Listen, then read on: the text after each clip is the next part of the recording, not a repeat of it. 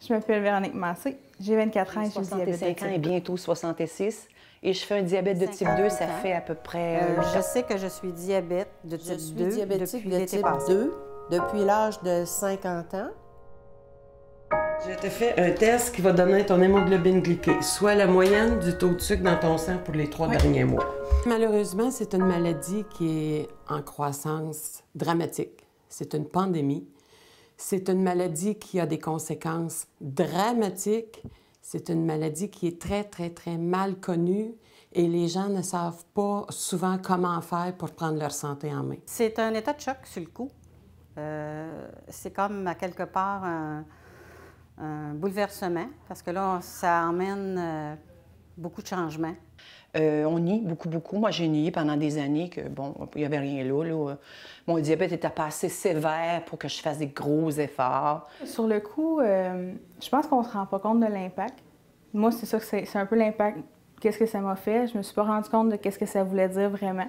L'acceptation est très, très longue, bon, parce que, premièrement, c'est une maladie chronique. Donc, les gens savent qu'ils vont devoir vivre avec le diabète jusqu'à la fin de leur vie.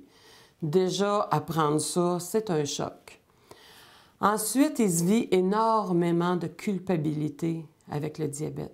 Comme je vous disais, dans 80 des cas de diabète de type 2, c'est associé aux habitudes de vie. Le diabète, ce n'est pas une maladie qui tue dans l'instant. C'est pas une maladie qui va vous faire mourir d'ici 1 an, 2 ans. Le diabète, c'est principalement une maladie qu'on appelle débilitante. Le diabète se définit en une seule phrase, là. Vraiment, là, c'est avoir trop de sucre dans le sang.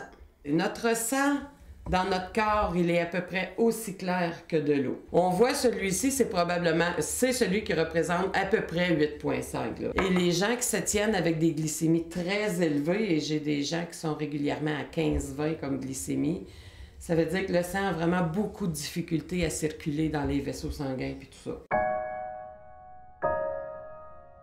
Les habitudes que l'on demande aux gens diabétiques d'adopter, en fait, c'est ce que toute la population devrait faire.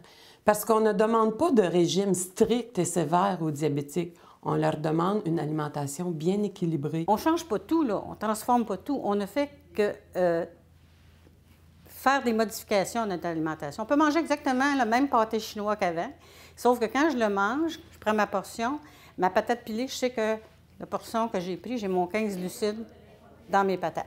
C'est pas si restrictif que ça. Ça fait juste des portions normales. Chose que j'avais l'habitude de prendre des portions anormales.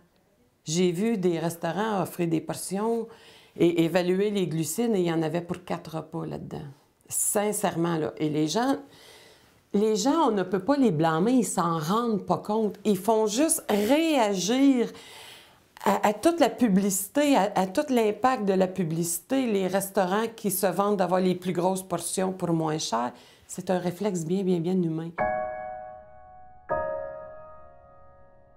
Moi, je dis toujours que le diabète, c'est la plus belle maladie. Et ça, je suis très, très, très sincère, parce que c'est la maladie sur laquelle l'individu, en tant que tel, a le plus grand pouvoir. Moi, ce que mon médecin m'a dit, c'est que il y en a des médicaments pour le diabète, mais on n'a pas encore la clé.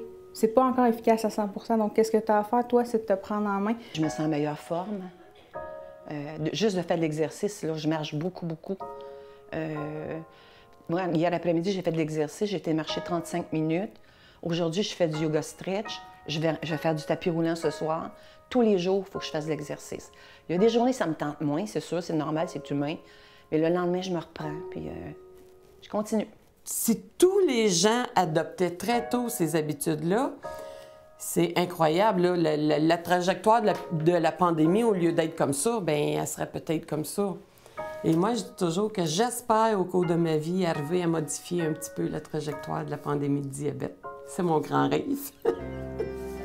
En fait, ce que je veux vous dire, c'est qu'on vient de faire un test d'hémoglobine glyquée à Véronique. Hémoglobine glyquée ou glycosylée, vous connaissez tous, le résultat des 3 derniers mois. Et Véronique, je pense que c'est son premier test qui est aussi beau que ça depuis qu'elle est diabétique. Il est à 6,8. Félicitations. Oui, je me vois passer à travers ma vie avec ça, puis c'est correct aussi, puis je vais passer à travers, puis il n'y a pas de problème. Là. Ça fait partie de ma vie maintenant, ça fait partie de mon curriculum vitae, je pense. C'est ma vie.